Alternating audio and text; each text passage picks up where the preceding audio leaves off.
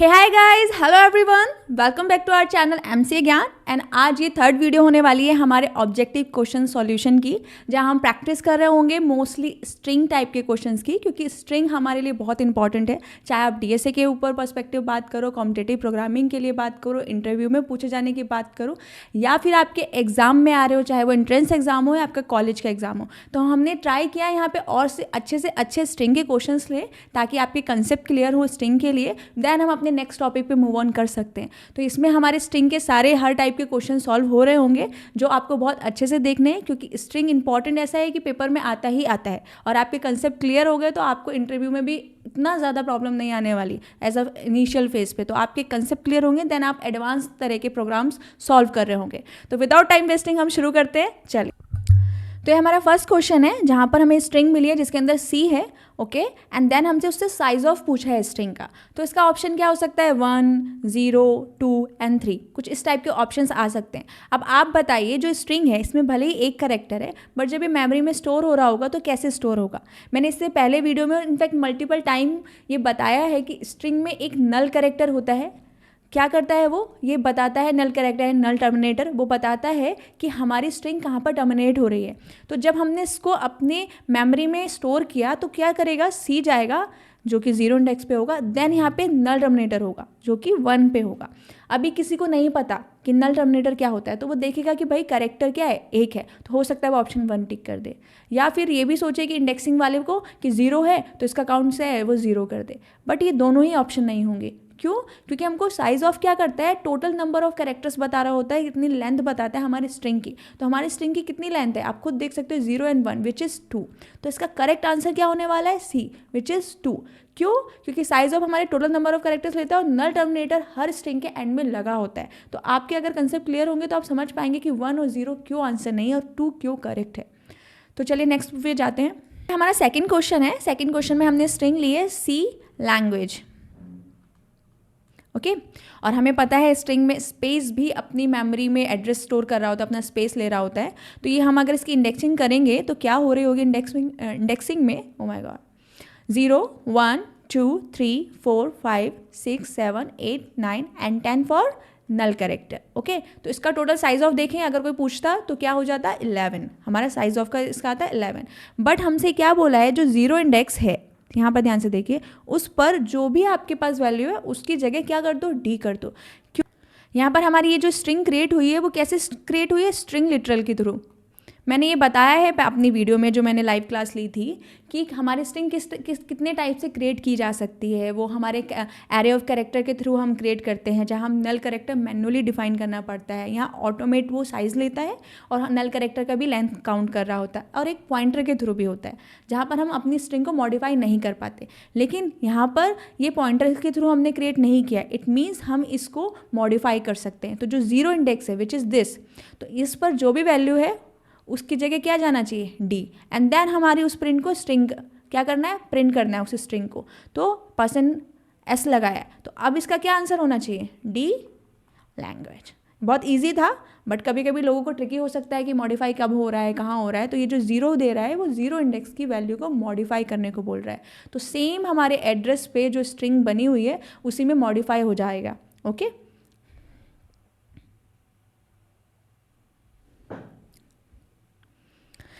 Same हमारा next question है जो हमारा स्ट्रिंग का ही है। यहाँ पर थोड़ा सा ध्यान देने की चीज़ ये है कि इन्होंने दिया ये कोड। ये हमारी क्या है? ये हमारी एक स्ट्रिंग है। अगर मैं इसकी इंडेक्सिंग करूँ तो 0, 1, 2, 3 and the fourth one is null character, okay. अब देखने की बात यहाँ पर ये आती है कि इन्होंने बोला है जो हमारा इंडेक्स 4 है विच इज़ दिस, उस पर क्वेश्चन मार्क अप्लाई कर दो। जो भी कैरेक्टर है आपका, चाहे नल कैरेक्टर है, उसको हटाओ और मॉडिफाई कर दो। जैसे अभी हमने ऊपर वाले क्वेश्चन में सी की जगह डी को मॉडिफाई किया, तो हम क्या करेंगे? इसमें इसको हटाएंगे, देन क्वेश्चन मार्क डाल देंगे। तो हमारी क्या स्ट्रिंग हो जाएगी? CODE and then question mark. और ये हमारे ऑप्शन ए में होगी। हमेशा इस टाइप के क्वेश्चन हमेशा ए में होती है, जो हमें सडन क्लिक कर रहे होते। बी में हो सकता है सिर्फ कोड हो, डी में हो सकता है, सी में आपके पास हो सकता है कि कोड के साथ कुछ भी नल गार्बेज वैल्यू हो, डी में यहाँ पे गार्बेज वैल्यू लिखा होगा, या फिर हो सकता है जैसे जो भी ऑप्शन होगा। तो आप बताइए, तो क्या इसका आंसर ए करेक्ट है? Think about it. आपको मैंने बताया जो नल कैरेक्टर है हमारा, वो क्या बताता है, हमारा कंपाइलर जब रीड कर रहा होता है ना, तो वो उसको ये बताता है कि हमारी स्ट्रिंग यहाँ पर एंड हो रही है। तो जब यहाँ पे नल कैरेक्टर था तो हमारी स्ट्रिंग को पता था, हमारे कंपाइलर को पता था कि हमारी स्ट्रिंग इतनी है जो यहाँ पर एंड हुई। लेकिन अगर मैंने इसको मॉडिफाई कर दिया, इसमें नल कैरेक्टर को हटाकर क्वेश्चन मार्क डाला, तो कंपाइलर क्या करेगा, वो आगे चला जाएगा, उसको नहीं पता चलेगा नल टर्मिनेटर कहाँ पे है, कहाँ पे रुकना है, कहाँ पे टर्मिनेट करना है। तो वही चीज़ जब ऐसा हो रहा होता है, वो लूप में चल रहा होता है, तो क्या थ्रू करता है, वो गार्बेज वैल्यू थ्रू कर रहा होता है। तो इसमें जब गार्बेज वैल्यू का ऑप्शन आएगा ना, गार्बेज वैल्यू ज़रूरी नहीं यही लिखी हो, हर किसी के टर्मिनल पे अलग होती है, तो ऑप्शन आपको मिलेगा गार्बेज वैल्यू का। ओके, एंड देन वो हम टिक करे होंगे, ना तो ये करेक्ट है ना ये करेक्ट है। क्यों? क्योंकि आप नल टर्मिनेटर को मॉडिफाई नहीं कर सकते। अगर आप मॉडिफाई करना चाहते हैं, सपोज मैंने यहाँ पर लिया, यहाँ नल टर्मिनेटर डाला, ठीक है, एग्जाम्पल में हम लेते हैं कि हमने यहाँ पर एक नल टर्मिनेटर लिया, तो जब सी पे गया वो, देन वो इधर गया, तो उसको यहीं पे नल टर्मिनेटर मिल गया, तो वो आगे नहीं जाएगा। क्यों? क्योंकि नल कैरेक्टर बोल रहा है यहीं रुक जाओ, मेरी स्ट्रिंग यहाँ है। तो अब मैं अगर इसको प्रिंट कराने की बात कर रही होंगी वन इंडेक्स पे मॉडिफाई करके, तो जस्ट आंसर क्या आएगा, सी। तो इसलिए नल कैरेक्टर का काम बहुत इंपॉर्टेंट है कंपाइलर को समझाने के लिए कि आपकी स्ट्रिंग कहाँ खत्म हो रही है। ये हमारा नेक्स्ट क्वेश्चन है, ये स्ट्रिंग पे भी है और इसका कंसेप्ट थोड़ा डिफरेंट भी है। जैसे लोग ना इसको देखकर कंफ्यूज हो जाएंगे, ये क्या लिखा है, what is str to char and 0। ये कैर क्यों, ये कैर डिजिट्स हैं, बट ये स्ट्रिंग है, 1 2 3 4 5 है, बट स्ट्रिंग क्यों, क्योंकि डबल कोट में, और ये किसमें, सिंगल कोट में। तो इस डिजिट को हम कैर में ले रहे होंगे, मतलब आस्काई वैल्यू लेंगे। मैंने आपको बताया आस्काई वैल्यू क्या होती है, हमारे इनकी वैल्यू अलग होती है, कैपिटल हो, स्मॉल हो, आपकी डिजिट हो, या फिर आपके कोई भी स्पेशल सिंबल हो, सबकी एक स्पेसिफिक क्या, एक आस्काई वैल्यू ली गई है। तो यहाँ पर 0 से 9 की भी वैल्यू होती है। तो पहले हम इसको सॉल्व करते हैं कि एक्चुअली में उसने हमसे पूछा क्या है, ठीक है। तो 2 की आस्काई वैल्यू क्या होती है, वो होती है 50, एंड 0 की क्या होती है 48। तो 50 माइनस 48 क्या हो जाएगा, str2। तो इनडायरेक्टली वो हमसे पूछ रहा है जो सेकेंड इंडेक्स नंबर पे, ये ब्रेसिस में क्या है, इंडेक्स नंबर है, तो सेकेंड इंडेक्स नंबर पे जो भी आपके पास वैल्यू है उसको गेट करना है, उसको एक्सेस करना है। तो हमारे पास स्ट्रिंग क्या है, 1 2 3 4 5। ओके, ये हमारे पास स्ट्रिंग है, एंड देन हमारे पास एक नल कैरेक्टर हम एट द एंड लगा रहे होंगे। अब मैं इसकी इंडेक्सिंग करूँ, 0 1 2 3 4 5। अब इसने क्या पूछा है, 2 पर, तो 2 इंडेक्स पर हमारे पास क्या वैल्यू है, 3। अब आपके ऑप्शन में हो सकता है आपको नहीं समझ में आ रहा है ये क्या है, 2 माइनस 0 से कर दो आप डायरेक्ट। तो ऑप्शन में सिर्फ हमें ये सॉल्व करना आना चाहिए, देन हम समझ पाएंगे कि सेकंड का पूछ रहा है, वो भी इनडायरेक्टली घुमा कर कि आप पहले से सॉल्व कर पाओ, एंड देन आप सेकेंड इंडेक्स पे जो वैल्यू है उसको गेट कर पाओ। तो इसका आंसर होगा 3। ये हमारा नेक्स्ट क्वेश्चन है। इस टाइप का क्वेश्चन मैंने लाइव क्लास में भी बताया था, अगर आपने लाइव क्लास नहीं देखी है तो ज़रूर देखना, क्योंकि वहाँ में मैंने स्ट्रिंग के कंसेप्ट क्लियर किए थे, उसके जो मेथड्स हैं, जो बिल्ट इन मेथड आते हैं, वो क्या यूज़ कर रहे होते हैं, वो किए थे। देन हम यहाँ पर अभी उसको प्रैक्टिकली यूज़ कर रहे होंगे, तो आप वहाँ जाकर देखना। इसमें इन्होंने हमसे पूछी है -1। ओके, तो मेरे पास यहाँ पर क्या है, स्ट्रिंग है हेलो। अगर मैं इसकी इंडेक्सिंग करती हूँ तो 0 1 2 3 4 एंड देन 5th पे नल कैरेक्टर। बट इसने बोला कि आप इसको एक्सेस तो करोगे, बट कौन से इंडेक्स पर, -1 पे। तो क्या इंडेक्सिंग -1 है हमारे पास, है नहीं है। अब ऑप्शन में कोई लोग पूछ सकते हैं कि -1 में, इसमें ऑप्शन कई सारे हो सकते हैं, ठीक है, -1 के लिए। लेकिन सिंपल सी बात है, हो सकता है वो 1 को माइनस लगा के आपको एक ऑप्शन -e दिया हो कि हाँ भाई इंडेक्सिंग में 1 पे ही है, देन माइनस लगे। आपको अलग अलग टाइप का ऑप्शन दिए होंगे जो सिमिलर लगे, बट यहाँ पे माइनस पूछा। आप खुद से सोचिए, जो इंडेक्स एग्जिस्ट ही नहीं करती उसकी वैल्यू आप कैसे गेट कर सकते हो, ये आउट ऑफ बाउंड जा रहा है। और सिंपल सी बात है, ऐसा है तो वो क्या करेगा, अनएक्सपेक्टेड बिहेवियर देगा, कि कुछ भी हो सकता है आपके टर्मिनल पर शो ही ना हो आउटपुट, अगर आपका मेमोरी स्टेट के अकॉर्डिंग है, हो सकता है आपको कोई गार्बेज वैल्यू हो रही हो, तो अनएक्सपेक्टेड बिहेवियर शो कर रहा होगा, क्योंकि इसने आउट ऑफ बाउंड जाकर पूछा। यहीं पर अगर वो -1 की जगह बोलता कि यहाँ पर 6 है, 7 की बताओ, हमारे पास इंडेक्स है 7, आप देखिए हमारे पास 7 ही नहीं है। तो अगर जब भी वो आउट ऑफ बाउंड जाता है ना, तो वो हमारी अनएक्सपेक्टेड बिहेवियर करता है। मेरे पास 6 और 7 नहीं है इसमें, तो इसका मतलब वो फिर हमसे अनएक्सपेक्टेड बिहेवियर कर रहा होगा, तो इसके लिए भी गलत है। तो आपकी जितनी नंबर ऑफ लेंथ आपकी स्ट्रिंग है, जितनी इंडेक्सिंग है, उसी को आप मॉडिफाई कर सकते हो, उसी को आप एक्सेस कर सकते हो। चलिए ये वाला क्वेश्चन देखते हैं, इंपॉर्टेंट है। ये हमने एरे ऑफ कैरेक्टर के थ्रू अपना स्ट्रिंग क्रिएट किया है। ठीक है। एरे ऑफ कैरेक्टर के थ्रू क्या होता है, मतलब हमने यहाँ कैरेक्टर्स लिखे हैं, देन हमने उसको स्ट्रिंग में कन्वर्ट किया, कैरेक्टर्स लिए मैनुअली हमने एक एक करके कैरेक्टर लिया है। तो अब क्या करेगा ना, इसे बैकएंड में कैसे जाता है ना ये ऐसा कि मैंने लिया, ठीक है, 0 1 2 3 4। अब मैं यहाँ पर अलग कलर से समझाती हूँ, ये आया CODE। अब ये array of character, array of character में क्या होता है, आपने एक एक करके कैरेक्टर डाले हैं स्ट्रिंग के, तो उसके पास इतनी कैपेबिलिटी नहीं होती कि वो समझ पाए कि कहाँ पर आपने अब नल टर्मिनेटर खुद ही डालना है। क्यों? क्योंकि वो स्ट्रिंग नहीं, वो एक एक कैरेक्टर डाल रहा है हमारा, ठीक है। तो उसको हमें मैन्युअली कहीं ना कहीं खुद से नल कैरेक्टर देना होगा। अभी इसका ऑप्शन क्या हो सकता है, ए में आएगा डायरेक्ट कोड, और सब लोग इसको डायरेक्ट टिक कर देंगे। क्यों? क्योंकि हमारे पास स्ट्रिंग दी, कोड डाला एंड देन उसी को प्रिंट करा दिया, और जो कि सबसे पहले गलत होगा। हमेशा मोस्टली गलत, ऐसा नहीं है कि ए गलत ही होता है, बट जब आपको ऐसे ट्रिकी क्वेश्चन होते हैं ना, तो सबसे ऊपर एक जो क्वेश्चन दिख रहा होता है हमारे अकॉर्डिंग कि हाँ यही आंसर होना चाहिए, वो सबसे पहले दिख जाता है हमें, चाहे वो किसी भी ऑप्शन पे हो। बट यहाँ पर आप खुद देखिए, अगर नल कैरेक्टर नहीं है तो क्या होगा, गार्बेज वैल्यू हो रही होगी, अनएक्सपेक्टेड बिहेवियर हो रहा होगा, है ना। तो वो ऑप्शन नहीं है, तो यहाँ पर आएगी गार्बेज वैल्यू। जो भी ऑप्शन होगा ना आपका garbage value, option B C D जिस पर भी हो, तो वो आएगी। अगर हम चाहते हैं कि डायरेक्ट कोड प्रिंट हो, तो यहाँ पर ये जो हमने कोड दिया है ना, यहाँ पर हमें मैन्युअली एक नल टर्मिनेटर को भी ऐड करना होगा, देन वो हमारा यहाँ पे ऑटोमेट की जगह डायरेक्टली यहाँ से लेकर नल ले रहा होगा। अदरवाइज आप मॉडिफाई कर सकते हो, कौन से पे, 4th पे, तो आप लिख सकते हो यहाँ पर कि स्ट्रिंग कौन सी इंडेक्स 4, अगर आपने ये नहीं दिया है तो, एंड देन आप उसके अंदर मॉडिफाई करा लो नल टर्मिनेटर। अब आप अगर इसको प्रिंट कर रहे होंगे देन आपका ऑप्शन कोड ठीक होगा। बट अगर आपने नल टर्मिनेटर एरे ऑफ कैरेक्टर के थ्रू स्ट्रिंग क्रिएट की है और नल टर्मिनेटर को मैन्युअली नहीं डाला है, इसका मतलब आपकी गार्बेज वैल्यू आएगी। तो अगर इस टाइप से आप ब्रेसिस में यूज़ कर रहे हो, आपको दिख रहा है कि इस तरह किस टाइप से वो क्रिएट हुआ है। अगर स्ट्रिंग लिटरल के थ्रू क्रिएट हुआ है, अगर ये ऐसे ना लिखकर डायरेक्ट ये लिखी होती, तो अब क्या करता ना हमारा स्ट्रिंग ऑटोमेट समझ जाता कि मेरे पास जो है वो स्ट्रिंग है, और स्ट्रिंग में लास्ट में नल कैरेक्टर होता ही है, तो वो लेंथ भी खुद ले लेता है। कितनी लेंथ लेगा, 0 1 2 3 विच इज़ 4 +1 नल टर्मिनेटर का, तो वो ऑटोमेट यहाँ 5 ले लेगा। ओके, बट ये ऐसे किया है क्रिएट, तो ये फोकस रखना अगर ऐसा आता है तो। अगर आपको फोकस यहाँ पे रखना है क्या नल कैरेक्टर दिया हुआ है, अगर नहीं दिया है तो गार्बेज वैल्यू होने वाली है।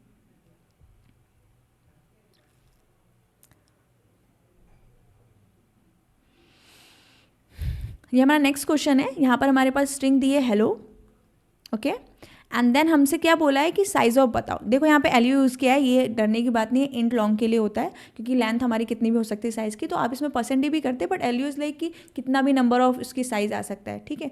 अब हमें इसकी साइज़ बतानी है, तो मैंने आपको बताया साइज़ क्या करता है ना, आपके नंबर ऑफ जितने भी कैरेक्टर्स होते हैं स्ट्रिंग में वो लेता है, प्लस आपका नल कैरेक्टर भी काउंट करता है। तो यानी कि अब मेरे पास हो गया 0 1 2 3 4 एंड 5, तो इसका टोटल काउंट कितना हुआ, 6। आप 6 लिख दोगे, जो ऑप्शन ए में दिखा होगा, ठीक है, जो कि रॉन्ग है।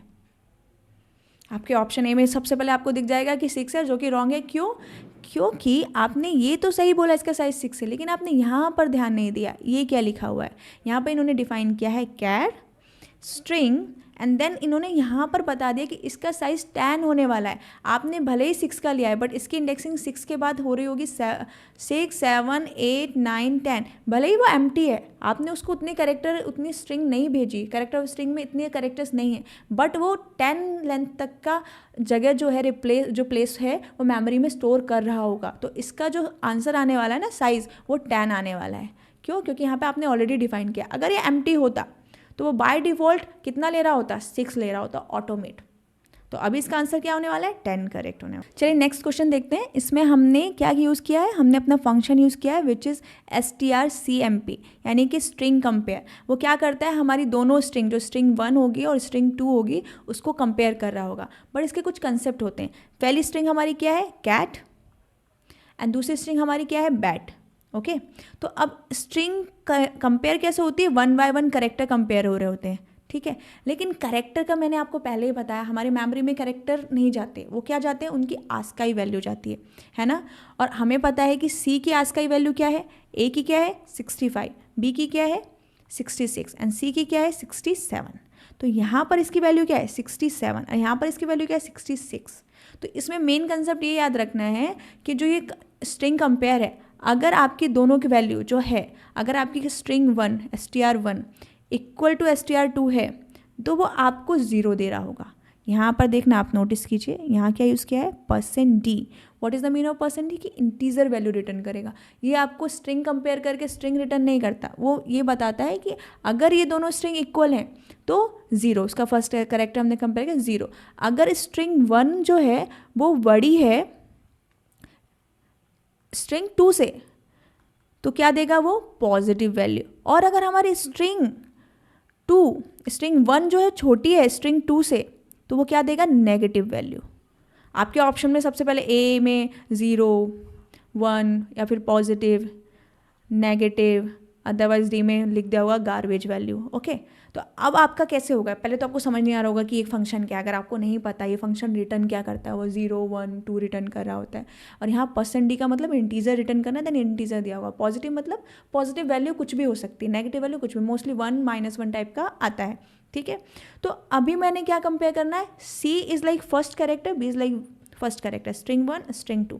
तो अब मैं इसको कंपेयर कैसे करूँगी, अब मैं देखूँगी क्या 67 is greater than 66, yes true. क्या 67 इज़ इक्वल टू 66, नो। तो मतलब 0 तो नहीं है।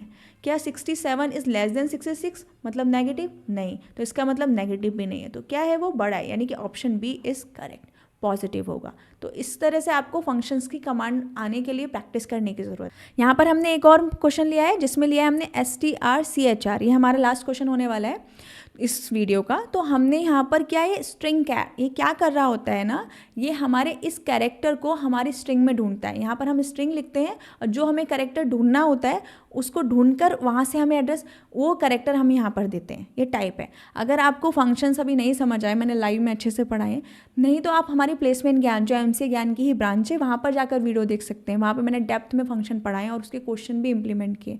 तो इसके लिए आपको कमांड आने की ज़रूरत है। हम क्योंकि फंक्शंस आपके आगे भी काम आने वाले हैं, डीएसए में काम आने वाले हैं। ओके, तो यहाँ पर ये फंक्शन यूज़ हुआ है। तो अब मैं पूछूंगी,